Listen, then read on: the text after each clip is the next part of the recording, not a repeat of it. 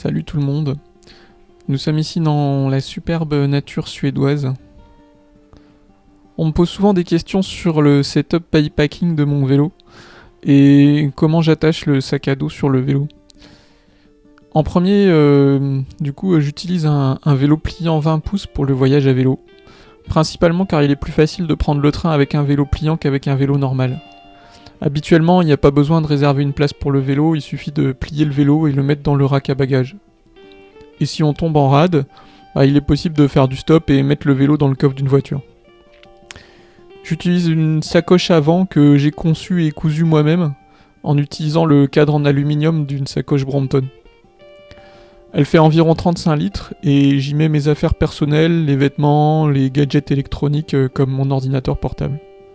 Elle a deux poches à l'arrière où je mets une gourde d'eau et dans l'autre poche je mets le pantalon de pluie et la trousse à outils. En tout ça fait 7 à 8 kilos.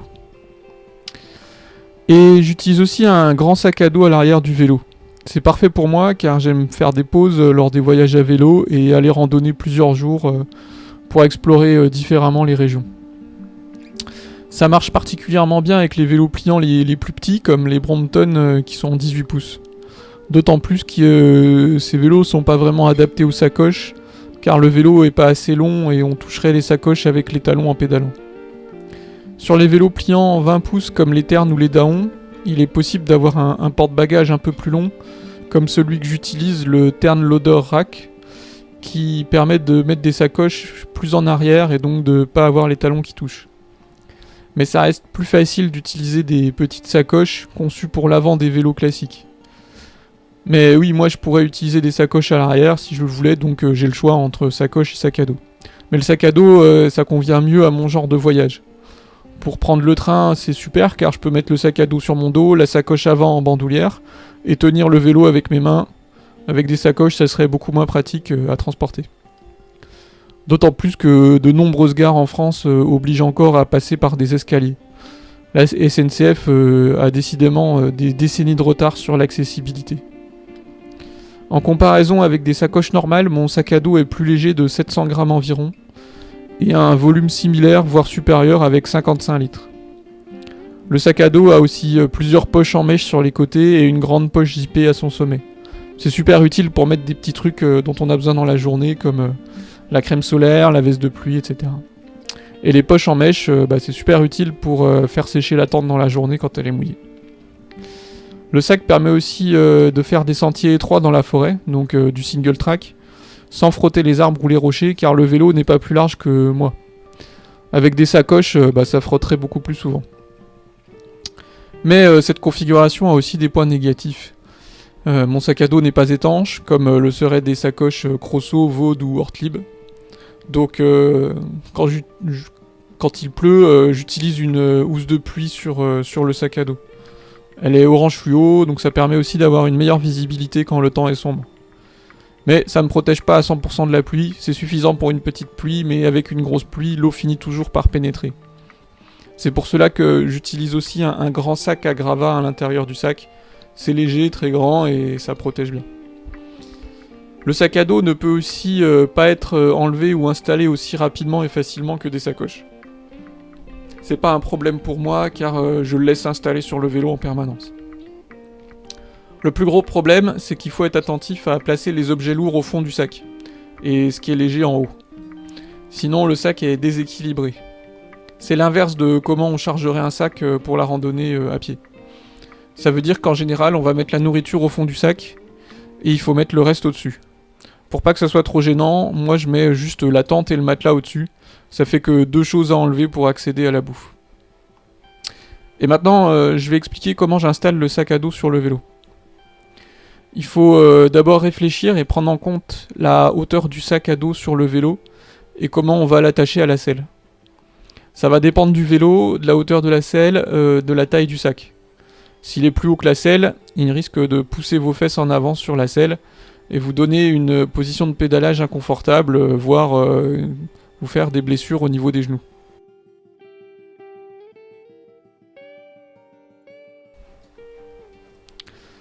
Pour cela, il faut donc mettre un élément entre la selle et le sac à dos pour que celui-ci soit plus en arrière. Dans mon cas, j'ai utilisé un support pour bidon qui se met derrière la selle. Et au lieu de mettre les portes bidons dessus, j'ai vissé une plaque en bois pour accueillir les bretelles. J'ai trouvé ce support dans l'atelier vélo associatif de ma ville, mais il existe d'autres options. Certains ont utilisé des morceaux de mousse, comme les frites de piscine, ou des tuyaux de plomberie, ou d'autres morceaux de bois ronds. Il vous faudra être créatif. Sur les vélos pliants plus petits comme les 16 pouces et les Brompton, et si votre sac à dos n'est pas trop grand, vous n'aurez pas besoin d'un élément qui repousse le sac à dos en arrière. Un morceau de bois rond ou un morceau de tuyau sanglé à l'arrière de la selle suffira largement. C'est bien plus facile dans ce cas. Sur mon vélo, j'ai aussi dû mettre un morceau de coroplast ou plastique alvéolaire sur mon porte-bagages, car le fond de mon sac à dos c'est un morceau d'aluminium arrondi, et donc le sac avait tendance à rouler et pencher d'un côté à cause de ça.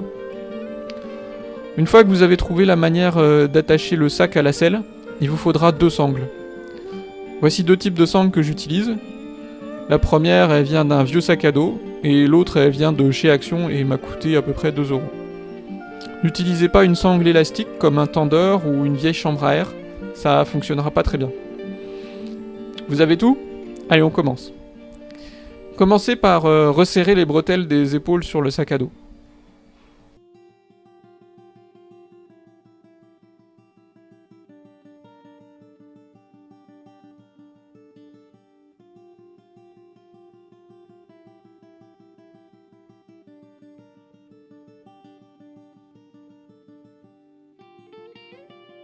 Puis faites de même avec la sangle pectorale.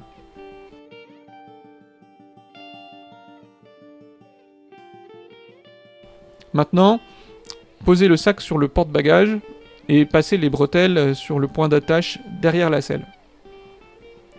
Clippez la sangle pectorale au plus près du point d'attache.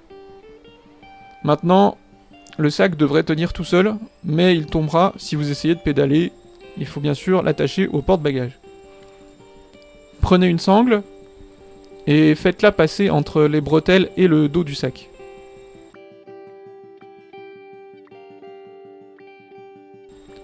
Continuez en passant dans le porte-bagages pour faire en sorte que le sac soit tiré vers le bas et vers l'arrière du vélo.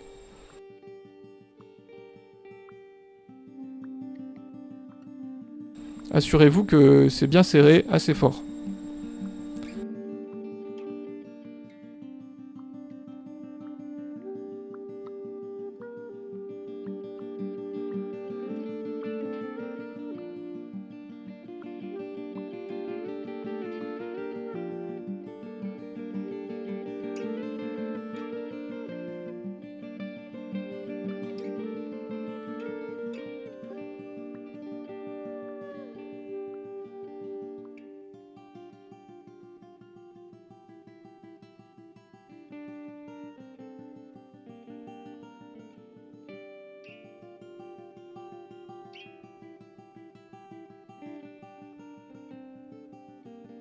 Maintenant, attachez la ceinture du sac à la tige de selle. Resserrez un des côtés à fond avant de commencer. Clippez la boucle et serrez la sangle.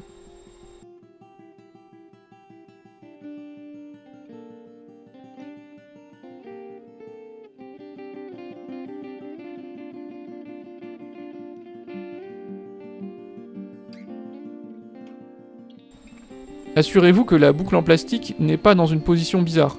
Par exemple, directement sur la tige de selle, parce que sinon elle risquerait de casser.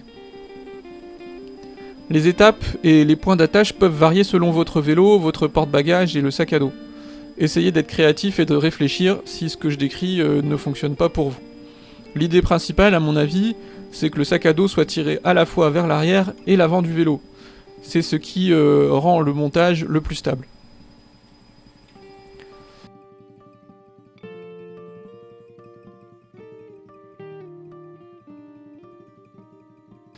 La dernière étape est d'attacher le haut du sac à la selle. Il y a plusieurs façons de faire. Moi, ce que je fais personnellement, c'est que j'attache la poignée du haut du sac à la plaque en bois à l'arrière de la selle. Ça permet de continuer à avoir accès à toutes les poches du sac.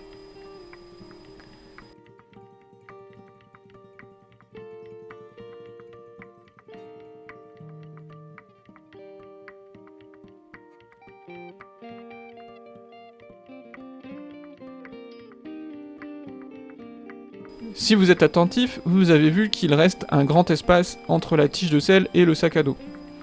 Cet espace peut être utilisé en y mettant des affaires. Personnellement, j'utilise un sac étanche de 20 litres que je ne remplis qu'à 12 ou 15 litres avant de le compresser. J'y mets toutes mes affaires de nuit comme mon sac de couchage et mon oreiller. Je n'y accède que le matin et le soir, donc c'est pas vraiment gênant qu'il soit coincé à cet endroit, puisque je vais pas y accéder pendant la journée.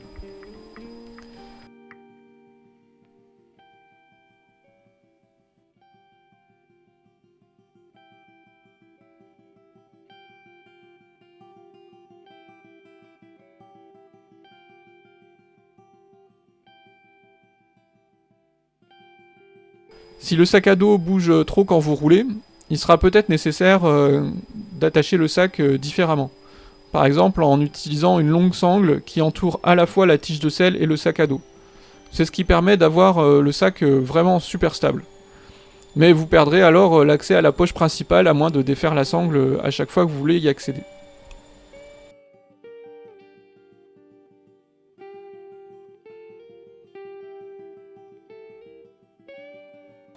N'oubliez pas de bien ranger tous les bouts de sangle qui traînent, pour ne pas qu'ils se prennent dans votre roue quand vous pédalez.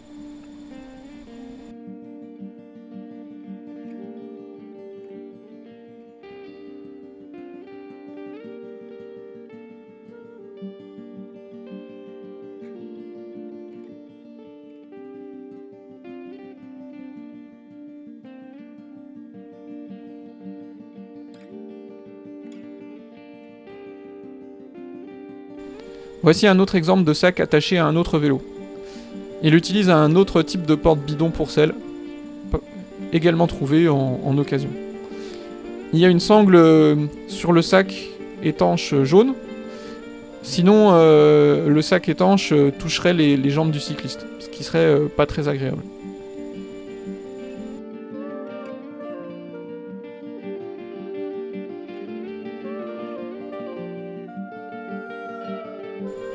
J'espère que cette vidéo vous aura été utile. Ne vous abonnez pas et ne cliquez pas sur j'aime, parce que je m'en fous. Mais arrêtez plutôt d'utiliser YouTube et d'autres plateformes fascistes. Essayez plutôt Peertube. Je vous souhaite de beaux voyages à vélo.